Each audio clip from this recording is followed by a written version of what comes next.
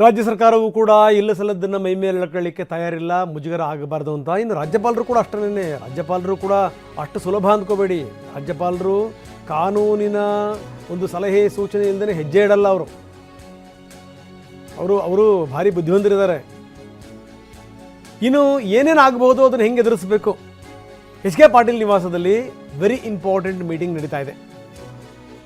ಅದರಲ್ಲಿ ಅಡ್ವೊಕೇಟ್ಸ್ ಇದ್ದಾರೆ, ಒಂದಿಷ್ಟು ಜನ ಸೀನಿಯರ್ಸ್ಗಳಿದ್ದಾರೆ, ತುಂಬ ಚೆನ್ನಾಗಿ ಅರ್ಥ ಮಾಡ್ಕೊಂಡಿರುವಂಥವ್ರು ಕಾನೂನಿನ ಮಾರ್ಗಗಳನ್ನು. ಅವ್ರ ಜೊತೆಗೆ ಚರ್ಚೆ ಮಾಡ್ತಾ ಇದ್ದಾರೆ ಎಚ್ ಕೆ ಪಾಟೀಲ್. ಅಂದರೆ ಸದನಕ್ಕೆ ಬಂದರೆ ಏನು, ಬರೆದಿದ್ರೆ ಏನು, ಬಂದು ಸುಮ್ಮನೆ ಕೂತ್ಕೊಂಡು ಹೋದರೆ ಅಥವಾ ಬಂದು ಭಾಷಣ ಓದದೇ ಹೋದರೆ, ಭಾಷಣದಲ್ಲಿರುವಂಥ ಕೆಲ ಅಂಶಗಳನ್ನು ಬಿಟ್ಟು ಓದಿದರೆ ಏನು ಮಾಡ್ಬೋದು?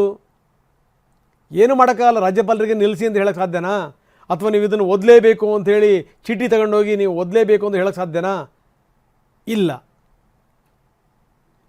ಎಲ್ಲವೂ ಕೂಡ ಉಲ್ಟಾ ಹೊಡೆದು ಏನಾದ್ರೂ ಕಾನೂನು ಹೋರಾಟ ಮಾಡಬೇಕು ಅನ್ನುವಂಥ ಸ್ಥಿತಿ ಬಂದರೆ ಮುಂದೇನು ಅನ್ನೋದ್ರ ಬಗ್ಗೆಯೂ ಕೂಡ ಚರ್ಚೆ ಆಗ್ತಾ ಇದೆ.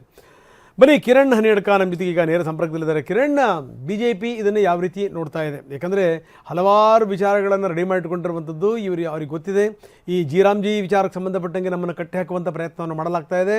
ಈ ಏನೇನು ಲೋಪದೋಷಗಳಿದೆ ಈ ಸರ್ಕಾರದ್ದು ಅದೆಲ್ಲವನ್ನು ಕೂಡ ಎತ್ತಿ ಹಿಡಿಬೇಕು ಅಂತ ಬಿ ಜೆ ಪಿಯವರು ಕೂಡ ಪ್ರಿಪೇರ್ ಆಗಿರುವಂಥದ್ದು. ಇದರ ನಡುವೆ ಈಗ ಗವರ್ನರ್ ವರ್ಸಸ್ ಗವರ್ನಮೆಂಟ್ ಶುರುವಾಗಿರುವಂಥ ಸಂದರ್ಭದಲ್ಲಿ ಬಿ ಜೆ ಪಿ ಇದನ್ನು ಯಾವ ರೀತಿ ನೋಡ್ತಾ ಇದೆ? ಕಿರಣ್. ರಂಗನಾಥ್, ರಾಜ್ಯಪಾಲರ ನಿಲುವನ್ನ ಸ್ವಾಗತ ಮಾಡಿರುವಂತಹ ವಿಪಕ್ಷ ಬಿಜೆಪಿ ಅದರ ಜೊತೆಲಿ ರಾಜ್ಯ ಸರ್ಕಾರದ ನಿರ್ಧಾರವನ್ನು ಕೂಡ ಪ್ರಮುಖವಾಗಿ ಟೀಕೆ ಮಾಡಿದೆ. ಇಲ್ಲಿ ರಾಜ್ಯಾಂಗದ ಮುಖ್ಯಸ್ಥರಾಗಿ ರಾಜ್ಯಪಾಲರನ್ನ ಗೌರವಯುತವಾಗಿ ನಡೆಸಿಕೊಳ್ಳಬೇಕು ಅನ್ನುವಂಥದ್ದು ವಿಪಕ್ಷವಾಗಿ ಬಿಜೆಪಿ ಆಗ್ರಹವಾಗಿದೆ. ಯಾಕಂದ್ರೆ ಇಲ್ಲಿ ಬಿಜೆಪಿ ಮಾಡ್ತಿರುವಂತಹ ಆರೋಪ ಏನಂದ್ರೆ ರಾಜ್ಯ ಸರ್ಕಾರಕ್ಕೆ ರಾಜ್ಯಪಾಲರ ಮೇಲೆ ಒತ್ತಡ ಹೇರುವಂತ, ಇದೇ ರೀತಿಯಲ್ಲಿ ಭಾಷಣ ಮಾಡಬೇಕು ಅನ್ನುವಂತ ಯಾವುದೇ ರೀತಿಯ ಅಧಿಕಾರ ಇಲ್ಲ.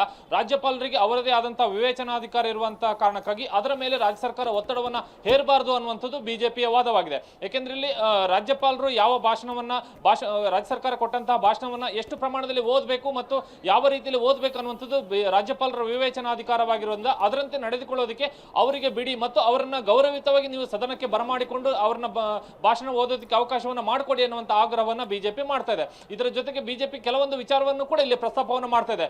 ಬಿಜೆಪಿ ಸರ್ಕಾರದ ಅವಧಿಯಲ್ಲಿ ಇದ್ದಂತಹ ರಾಜ್ಯಪಾಲರು ಭಾಷಣವನ್ನ ಮಾಡಿದಂತಹ ಸಂದರ್ಭದಲ್ಲಿ ಯಾವ ರೀತಿಯಂತಹ ಸನ್ನಿವೇಶಗಳಾಗಿತ್ತು, ಆ ಸಂದರ್ಭದಲ್ಲಿ ಬಿಜೆಪಿ ಸರ್ಕಾರ ಯಾವ ರೀತಿ ನಡೆದುಕೊಂಡಿತ್ತು ಅನ್ನುವಂಥ ವಿಚಾರವನ್ನು ಕೂಡ ಹೇಳ್ತಿರುವಂತಹ ಬಿಜೆಪಿ ಈ ಹಿಂದೆ ಬಿಜೆಪಿ ಯಡಿಯೂರಪ್ಪ ಸರ್ಕಾರದ ಅವಧಿಯಲ್ಲಿ ಕೇಂದ್ರ ಸರ್ಕಾರದಿಂದ ಅನ್ಯಾಯ ಆದಂತಹ ಸಂದರ್ಭದಲ್ಲಿ ಆಗ ಸದನದಲ್ಲಿ ರಾಜ್ಯಪಾಲರ ಮುಖಾಂತರ ಕೇಂದ್ರ ಸರ್ಕಾರವನ್ನು ಟೀಕೆ ಮಾಡುವಂತ ಕೆಲಸವನ್ನ ಬಿಜೆಪಿ ಮಾಡಲಿಲ್ಲ ಅನ್ನುವಂಥ ವಾದವನ್ನು ಕೂಡ ಇಲ್ಲಿ ಬಿಜೆಪಿ ಮುಂದಿಡ್ತಿದೆ. ಮತ್ತು ಯುಪಿಎ ಸರ್ಕಾರದ ಅವಧಿಯಲ್ಲಿ ಕಾವೇರಿ ಸಮಸ್ಯೆ ಭುಗಿಲದಂತಹ ಸಂದರ್ಭದಲ್ಲಿ ರಾಜ್ಯಪಾಲರ ಮುಖಾಂತರವಾಗಿ ಅಂದಿನ ಮನಮೋಹನ್ ಸಿಂಗ್ ಸರ್ಕಾರವನ್ನ ಬಿಜೆಪಿ ಟೀಕೆ ಮಾಡಿಸುವಂತ ಕೆಲಸವನ್ನು ಕೂಡ ಮಾಡಲಿಲ್ಲ ಅನ್ನುವಂಥ ವಿಚಾರವನ್ನು ಕೂಡ ರಾಜ್ಯ ಸರ್ಕಾರಕ್ಕೆ ಈಗ ವಿಪಕ್ಷವಾಗಿ ಬಿಜೆಪಿ ನೆನಪು ಮಾಡಿಕೊಡ್ತಾ ಇದೆ. ಹೀಗಾಗಿ ಇಲ್ಲಿ ರಾಜ್ಯ ಸರ್ಕಾರದ ಮೇಲೆ ಬಿಜೆಪಿ ಹೇರ್ತಿರುವಂತಹ ಒತ್ತಡ ಏನಂದ್ರೆ ರಾಜ್ಯಾಂಗದ ಮುಖ್ಯಸ್ಥರಾಗಿ ರಾಜ್ಯಪಾಲರಿಗಿರುವಂತಹ ಅಧಿಕಾರದ ವಿವೇಚನಾಧಿಕಾರದ ಅಡಿಯಲ್ಲಿ ಅವರು ನಡೆದುಕೊಳ್ತಾರೆ. ಹಾಗಾಗಿ ಅದಕ್ಕೆ ರಾಜ್ಯ ಸರ್ಕಾರ ಇಲ್ಲಿ ಅವಕಾಶವನ್ನ ಮಾಡಿಕೊಡಬೇಕು ಅನ್ನುವಂತ ಒಂದು ಒತ್ತಡವನ್ನ ಇಲ್ಲಿ ಬಿಜೆಪಿ ಹಾಕ್ತಾ ಇರುವಂತದ್ದು. ಇದರ ಜೊತೆಗೆ ಇಲ್ಲಿ ಒಂದು ವೇಳೆ ರಾಜ್ಯ ಸರ್ಕಾರದ ಸಂಘರ್ಷ ಮತ್ತು ರಾಜ್ಯಪಾಲರು ಮತ್ತು ರಾಜ್ಯ ಸರ್ಕಾರದ ಸಂಘರ್ಷ ಏನಾದರೂ ಇಲ್ಲಿ ತಾರಕಕ್ಕೇರಿದ್ರೆ ಆ ಸಂದರ್ಭಕ್ಕೆ ಸದನದಲ್ಲಿ ಆ ವಿಚಾರವನ್ನ ಪ್ರಸ್ತಾಪ ಮಾಡಿ ರಾಜ್ಯ ಸರ್ಕಾರದ ವಿರುದ್ಧ ಟೀಕೆಯನ್ನು ಮಾಡೋದಕ್ಕೆ ಬಿಜೆಪಿ ತೀರ್ಮಾನವನ್ನು ಮಾಡಿಕೊಂಡಿದೆ.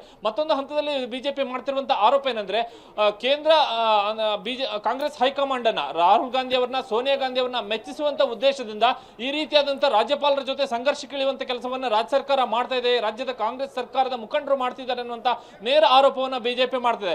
ಪ್ರಮುಖವಾಗಿ ನಾನು ಪ್ರಧಾನಮಂತ್ರಿ ನರೇಂದ್ರ ಮೋದಿ ಅವರ ಪ್ರಬಲ ವಿರೋಧಿ ಅನ್ನುವಂಥದ್ದನ್ನ ಕಾಂಗ್ರೆಸ್ ಹೈಕಮಾಂಡ್ಗೆ ಮನವರಿಕೆ ಮಾಡಿಕೊಳ್ಳುವಂತಹ ಉದ್ದೇಶವನ್ನು ಇಟ್ಟುಕೊಂಡು ಮುಖ್ಯಮಂತ್ರಿ ಸಿದ್ದರಾಮಯ್ಯ ಈ ರೀತಿಯಾದಂತಹ ಸಂಘರ್ಷಕ್ಕೆ ಮುಂದಾಗಿದ್ದಾರೆ ಅನ್ನುವಂಥದ್ದು ಬಿಜೆಪಿ ಆರೋಪ ಆಗಿರುವಂಥದ್ದು. ಹೀಗಾಗಿ ಇಲ್ಲಿ ಬಿಜೆಪಿ ನೇರವಾಗಿ ಆರೋಪ ಮಾಡ್ತಿದೆ, ಕಾಂಗ್ರೆಸ್ ಹೈಕಮಾಂಡ್ ನ ಮೆಚ್ಚಿಸುವಂತ ಉದ್ದೇಶದಿಂದಲೇ ಈ ರೀತಿಯಾದಂತಹ ಅನವಶ್ಯಕ ರಾಜ್ಯ ಸರ್ಕಾರ ಮತ್ತು ಲೋಕಭವನದ ನಡುವಿನ ಸಂಘರ್ಷಕ್ಕೆ ರಾಜ್ಯ ಸರ್ಕಾರ ನಾಂದಿ ಹಾಡ್ತಾ ಇದೆ ಅನ್ನುವಂಥದ್ದು ಬಿಜೆಪಿ ಆರೋಪವಾಗಿರುವಂಥದ್ದು. ಹೀಗಾಗಿ ನೇರವಾಗಿ ಒಂದು ವೇಳೆ ಸದನದಲ್ಲಿ ಏನಾದರೂ ಬಿಕ್ಕಟ್ಟು ಉಂಟಾದ್ರೆ ಸದನದಲ್ಲಿ ಆ ವಿಚಾರವನ್ನ ಪ್ರಸ್ತಾಪ ಮಾಡಿ ರಾಜ್ಯ ಸರ್ಕಾರದ ವಿರುದ್ಧ ಚಿಮಾರಿ ಹಾಕುವಂತ ಹಂತಕ್ಕೂ ಕೂಡ ಹೋಗುವಂತ ನಿಟ್ಟಿನಲ್ಲಿ ವಿಪಕ್ಷವಾಗಿ ಬಿಜೆಪಿ ಚಿಂತನೆಯನ್ನ ಮಾಡ್ತಾ ಇದೆ. ಓಕೆ, ಧನ್ಯವಾದ ತಮ್ಮೆಲ್ಲ ಮಾಹಿತಿಗೆ.